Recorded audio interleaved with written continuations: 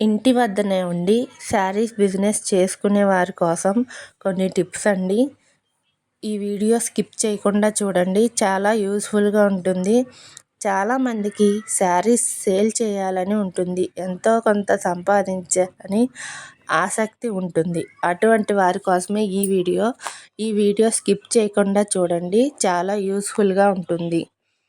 శారీస్ ఎక్కడ కొనాలి, ఎలాంటి శారీస్ సెలెక్ట్ చేసుకోవాలి, ఎంత పెట్టుబడి పెట్టాలి, ఎంత లాభం వస్తుంది అనేది తెలుసుకుందామండి.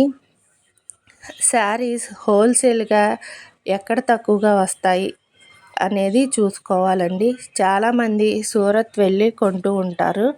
అలా సూరత్ వెళ్ళే అవకాశం లేని వారు మనకి దగ్గరలో ఏ హోల్సేల్ ఉంటే అక్కడికి వెళ్ళి తెచ్చుకుంటే చాలా మంచిది.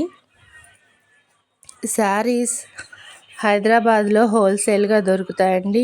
రాజమండ్రి, చీరాల ఇలా కొన్ని ప్లేస్లో హోల్సేల్గా అమ్ముతూ ఉంటారు. అక్కడికి వెళ్ళి మనకి తక్కువ బడ్జెట్లో ఎవరైతే అమ్ముతారో వాళ్ళ దగ్గరికి వెళ్ళి మనం ఇలా హోల్సేల్ అని చెప్పి కొనుక్కుంటే వాళ్ళు కొంత తక్కువకి ఇస్తారు.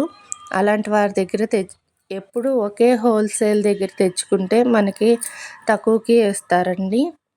ఇంకొకటి, ఎలాంటి శారీస్ సెలెక్ట్ చేయాలి అంటే మన ఇంటి